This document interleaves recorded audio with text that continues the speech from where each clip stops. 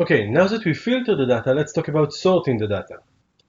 To sort our data, we need to add columns to the order by collection of the controller. So just like we said previously, where add, we can now say order by dot add. And we can choose, we can add the orders dot ship city. Let's run it and see what happens. So now our orders are ordered by ship city, London and then Madrid. Great. Next, let's go ahead and order by order date. So we can say order by add orders.order date. Let's run that.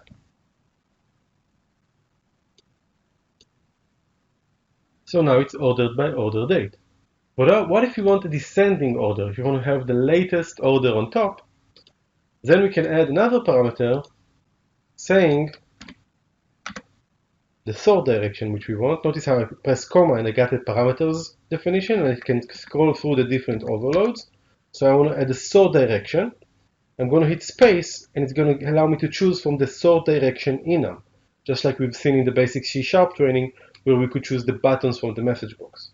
So the sort direction enum, if I press dot, will allow me to select from ascending or descending, which we want in this case.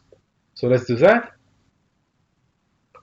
And we can see that the latest order is on top for London. Scroll down, and then Madrid with the latest on top and the earliest at the bottom. Now we can set some more settings for order by. We can name, for example, that it is unique, and it has some meaning of whether or not the UI controller will add members to the sort in order to keep unique definitions. And we can also say reversed if you want to reverse the order. Okay, and that way we'll actually have ship city Z to A and order date ascending again, because we are reversing the order by. Let's see how it works. You see, so Madrid is on top and London at the bottom, and the order of the data are suddenly ascending because double minus makes a plus. Great, let's commit this. Let's see the changes. So this is how we've added order. Okay, so added an order by to the show order controller. Now, in many times we would like to use a predefined order by, or an index as we used to call it in our entities.